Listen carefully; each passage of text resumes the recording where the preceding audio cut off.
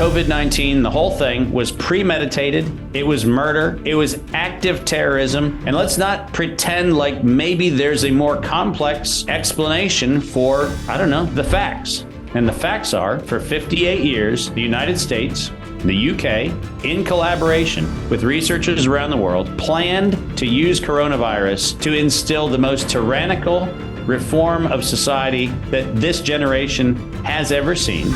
It's just incredible when you start going through the dates.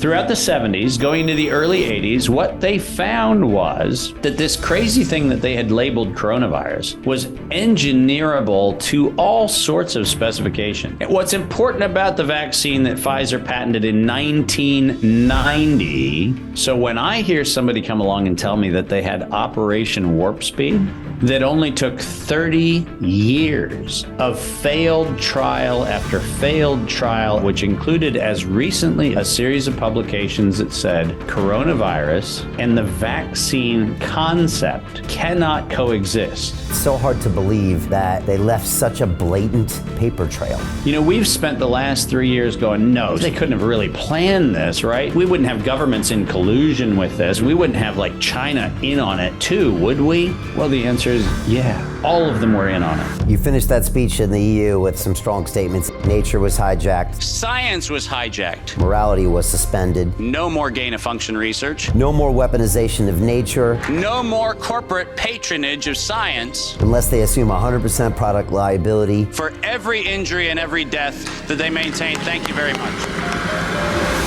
The audacity of the crime paralyzes us to go, holy shit, we are actually now living in a world where we know that 8 to 9 million people were murdered by the Allied governments.